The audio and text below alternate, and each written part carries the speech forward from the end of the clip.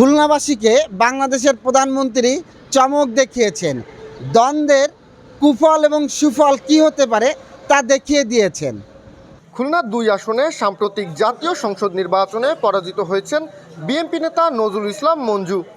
তবে নির্বাচনের ফল ঘোষণার পরই খুলনার রাজনীতিতে এসেছে নতুন মোড়, নতুন চমক। খুলনা সিটি কর্পোরেশন বা কেসিসির প্রশাসক হিসেবে দায়িত্ব পেয়েছেন তিনি। রাজনৈতিক অঙ্গনে এখন প্রশ্ন, হেরেও কি জিতে গেলেন মঞ্জু? সাধারণ ভোটারদের এক অংশের দাবি, দলীয় সমন্বয়ের ঘাটতি, অভ্যন্তরীণ কোন্দল এবং তৃণমূল পর্যায়ের নিষ্ক্রিয়তার প্রভাব ফেলেছে ফলাফলে। দলীয় ভিতরে কিছু কোলঠাসা মানুষ ছিল যারা মঞ্জু ভাইয়ের বুকের মধ্যে ঢুকে মঞ্জু ভাইকে বুকে সবল মারছে, ছুরি মারছে। আসলে এটা দলের জন্য খুবই একটা ক্ষতিকর আমি মনে করি। অনেকের ভাষ্য, ব্যক্তিগত জনপ্রিয়তা থাকলেও দলীয় বিভক্তির মাসুল গুনতে হচ্ছে তাকে। মঞ্জু ভাই সংসদ নির্বাচনে হারিয়ে গেছে, তাতে কোনো সমস্যা নাই। সরকার তাকে প্রশাসকের দায়িত্ব দিয়েছে, এই জন্য আমরা খুব সন্তুষ্ট। অবশ্যই খুলনাবাসীর জন্য ভালো হবে এটা। আমাদের প্রিয় মঞ্জু ভাই বিএনপি মনোনীত এমপি প্রার্থী ছিলেন। সে বিজয় অর্জন করতে না পারলেও মানুষের মনের ভিতরের বিজয় অর্জন করেছে। সে বর্তমানে জেলা সিটি কর্পোরেশনের দায়িত্ব পেয়েছে। আমাদের সিটি কর্পোরেশনকে সামনে আরও অনেক এগিয়ে নিয়ে যাবে এবং উন্নত করবে, আমরা সেই আশাবাদী। এবং সে আসার জন্য আমরা অত্যন্ত আনন্দিত, কারণ সে একজন ভালো মানুষ। খুলনার সিটি কর্পোরেশনে সে উন্নয়ন করতে পারবে এবং মাদকমুক্ত, সন্ত্রাসীমুক্ত খুলনা করতে পারবে। মঞ্জু ভাই আসলে দীর্ঘদিনের একজন কোরখা নেতা। এই শহরে ওনার অনেক অবদান রয়েছে। উনি একজন রাজনৈতিক একজন যোদ্ধা। এজন্য খুলনা সার্বিক উন্নয়ন হবে। ওনার প্রতিশ্রুতি ছিল যে উনি ক্লিন গ্রিন সিটি করবেন।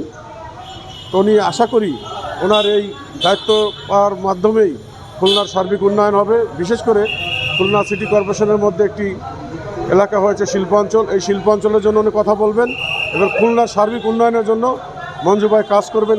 আমি একজন নাগরিক হিসেবে আশাবাদী। দেশের বর্তমান প্রধানমন্ত্রী তারেক রহমান কেসিসির প্রশাসক হিসেবে দায়িত্ব দেন নজরুল ইসলাম মঞ্জুকে। এই ঘোষণার পর খুলনার রাজনীতি অঙ্গনে সৃষ্টি হয়েছে নতুন আলোচনা। অনেকেই বলছেন, সংসদে না গেলেও শহর পরিচালনায় গুরুত্বপূর্ণ দায়িত্ব পাওয়ায় তিনি আবারও ব্যস্ত অবস্থায় ফিরেছেন। খুলনায় সাধারণ মানুষের প্রতিক্রিয়ায় মিলেছে মিশ্র সুর। কেউ দেখছেন কেন্দ্রীয় নেতৃত্বের আস্থা হিসেবে। সব মিলিয়ে খুলনার রাজনীতিতে নজরুল ইসলাম মঞ্জুকে ঘিরে তৈরি হয়েছে নতুন সমীকরণ। খুলনাবাসীর প্রাণের দাবি নজরুল ইসলাম মঞ্জু মেয়র অথবা এমপি। মেয়র হলে এমপির পতাকা পাবে, এমপি হলে মন্ত্রী হবে। এ হচ্ছে খুলনাবাসীর প্রাণের দাবি। আল্লাহ যেটা দিয়েছে সেটাই আমরা সফল। আমরা ইতিমধ্যে পার্টির চেয়ারম্যান জনাব তারেক রহমানের প্রতি আমরা কৃতজ্ঞতা প্রকাশ করছি। উনি সঠিক সময় সঠিক সিদ্ধান্ত নিয়েছেন। কারণ খুলনায় এই মুহূর্তে সিটি কর্পোরেশন যে অগুছল, দীর্ঘ সময় 17-18 মাস ধরে যে অগুছল একটা ভাব ছিল, সেখানে একটি প্রশাসক নিয়োগ দিয়ে উনি একটা সঠিক সিদ্ধান্ত নিয়েছেন। আল্লাহর কাছে লাখ লাখ শুক্রিয়া। আল্লাহ উত্তম ফয়সালাকারী, আল্লাহ তার প্রতিদান দেন। নজরুল ইসলাম মঞ্জু একজন ভালো মানুষ, আর সেই কারণে আল্লাহ তার প্রতিদান দিয়েছেন। তো আমরা আশা করি যে খুলনার প্রতিটি মানুষ নজরুল ইসলাম মঞ্জুকে চেনেন, জানেন, ভালোবাসেন। খুলনার যা যা দরকার, যে কাজগুলি জরুরি ভিত্তিতে দরকার, ইনশাআল্লাহ সব কাজগুলি নজরুল ইসলাম মঞ্জু করবেন।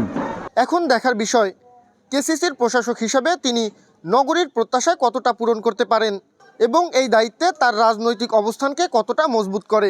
মোহন চৌধুরী, উষার আলো নিউজ, খুলনা।